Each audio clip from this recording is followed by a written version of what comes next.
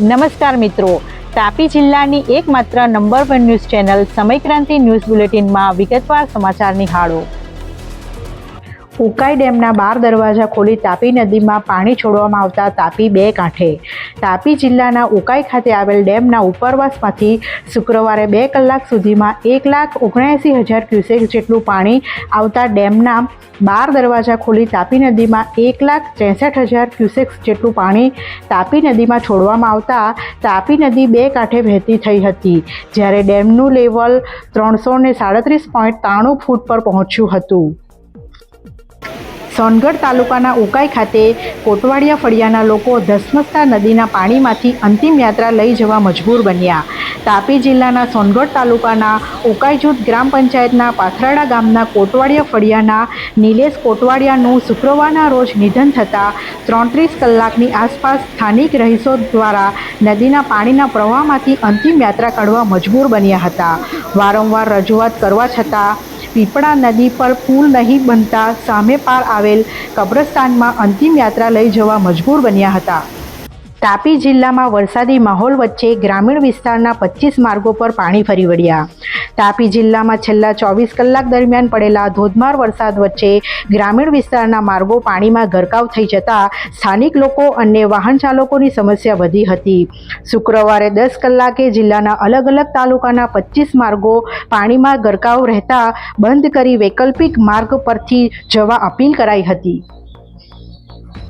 વાલોડ તાલુકાના દેગામા રોડ પર આવેલ ગ્લુકોઝની ફેક્ટરી નજીકથી 1.40 લાખના ટ્રાન્સફોર્મરની ચોરી। તાપી જિલ્લાના વાલોડ પોલીસ મથક ખાતેથી 5 કલાકે મળતી વિગત મુજબ દેગામા રોડ પર આવેલ ગ્લુકોઝની ફેક્ટરીની પાછળથી 1,40,000ના કરંટ અને પોટેન્શિયલ ટ્રાન્સફોર્મરની કોઈક અજાણ્યા ઈસમો ચોરી કરી જતા ફરિયાદ નોંધવામાં આવતા કાર્યવાહી હાથ ધરાઈ છે।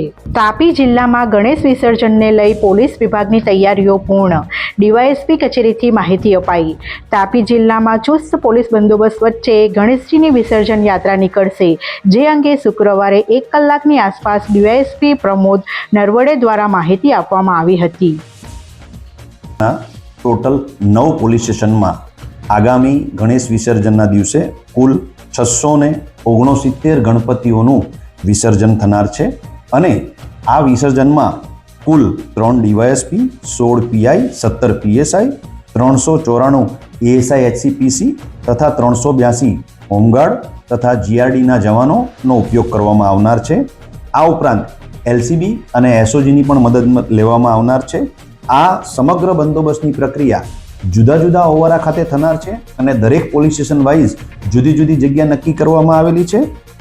સમગ્ર બંદોબસ્ત દરમિયાન ડ્રોન કેમેરાનો તથા બોડી વન કેમેરાનો મહત્તમ ઉપયોગ કરવામાં આવનાર છે તથા સીસીટીવી કંટ્રોલ રૂમ પણ સ્થાપિત કરવામાં આવેલ છે અને આ કંટ્રોલ રૂમથી પણ સમગ્ર જગ્યાએ બંદોબસ્તનું સુપરવિઝન કરવામાં આવનાર છે અને બંદોબસ્ત શાંતિપૂર્ણ રીતે પૂર્ણ થાય તેવી તમામ નગરજનો પાસે આશા રાખવામાં આવે છે। તાપી જિલ્લાના સોનગઢ અને વ્યારામાં વરસાદ વચ્ચે મીંઢોળા નદીમાં પાણી આવતા બે કાંઠે વહી। તાપી જિલ્લાના સોનગઢ અને વ્યારા સહિતના તાલુકામાં વરસાદી માહોલ વચ્ચે મીંઢોળા નદીમાં પાણીની આવક થવા પામી હતી। શુક્રવારે 11:30 કલાકે મીંઢોળા નદીમાં પાણીની ભરપૂર આવક થતાં કાંઠા વિસ્તારના ગામોને સાવચેતીના ભાગરૂપે એલર્ટ કરી નદીના પટમાં નહીં જવા અપીલ કરાઈ હતી। તાપી જિલ્લા પંચાયત દ્વારા જિલ્લાના અલગ અલગ ગામોના 67 તલાટીની આંતરિક બદલી કરવામાં આવી। તાપી જિલ્લા પંચાયત ખાતેથી શુક્રવારના રોજ 12 કલાકે મળતી માહિતી મુજબ જિલ્લાના અલગ અલગ તાલુકાના ગામોમાં ફરજ બજાવતા તલાટી કમ મંત્રીઓની આંતરિક બદલીનો હુકમ કરવામાં આવ્યો હતો, જેમાં અલગ અલગ 67 જેટલા તલાટીને તેમના સેજામાં બદલી કરવામાં આવી હતી। નિઝર તાલુકાના બોરદા ગામના બસ સ્ટોપ પાસે કાર ચાલકે બાઇક ચાલકને અડફેટે લેતા ઈજા પહોંચી।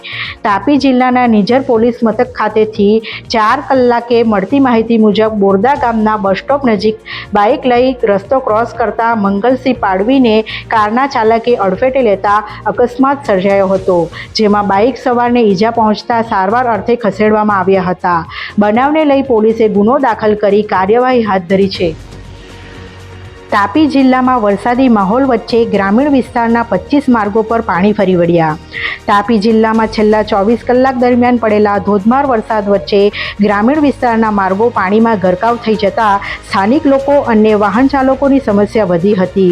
શુક્રવારે 10 કલાકે જિલ્લાના અલગ અલગ તાલુકાના 25 માર્ગો પાણીમાં ગરકાવ રહેતા બંધ કરી વૈકલ્પિક માર્ગ પરથી જવા અપીલ કરાઈ હતી. સમય ક્રાંતિ ન્યૂઝ ચેનલમાં તાપીના સમાચાર મેળવવા માટે ચેનલને યુટ્યુબમાં જઈ સબસ્ક્રાઇબ અવશ્ય કરી લેશો અને લિંક તમારા મિત્રોને પણ શેર કરશો. અને આવતીકાલે ફરી મળીશું નવા સમાચાર અને નવા અપડેટ સાથે. આભાર.